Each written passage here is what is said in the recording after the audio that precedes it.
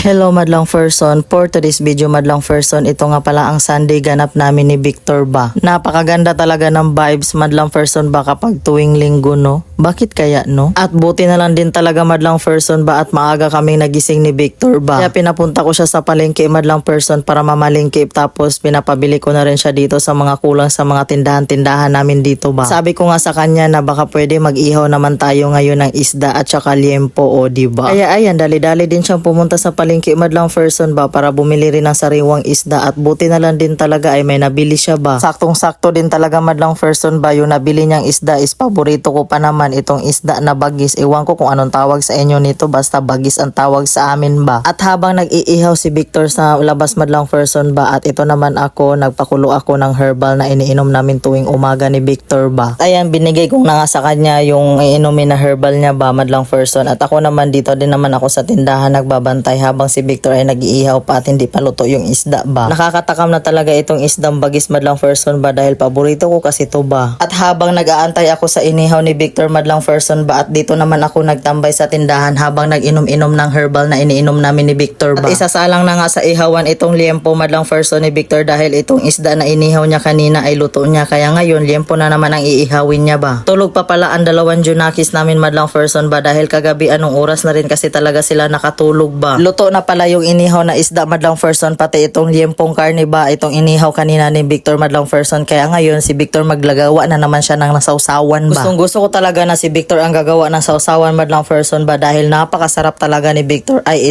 napakasarap niya talaga gumawa ng sawsawan ba. Ano daw?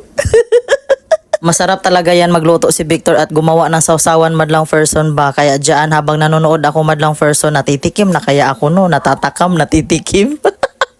At minsan lang din pala kami makapag-ihaw-ihaw ni Victor madlang person ba. At lalo na yung isda na gusto namin madlang person, yung isdang bagis ba, bihira lang din kasi talaga yan magkaroon sa palengke ba. At buti na lang talaga dumaan siya doon sa suki namin niya na isda madlang person ba. Ay kaninang umaga pala madlang person, pinabili ko talaga siya una doon sa grocery dahil dito sa tindahan madlang person medyo may mga kulang-kulang din, kaya ayan pinabili ko siya. Dahil kagabi kasi madlang person ba medyo madami-dami din kasi ang bumili sa tindahan, at puyat-puyat din kami ng kaunti kay sayang din naman kasi ang binta no. Sobrang na-miss ko talaga itong paborito kong isda madlang person ba, itong isda na bagis. Ay sabi ko sa kanya kay Victor kanina ba na baka naman pwede mag-ihaw-ihaw tayo kay bihira lang din naman tayo makapag-ihaw-ihaw ba. Kaya purdago na rin talaga itong si Victor ba, buti na lang talaga ba naabutan niya talaga itong paborito naming isda ba sa palengke ba. Mag-pray na si Papa Victor madlang person. Kaon na papa.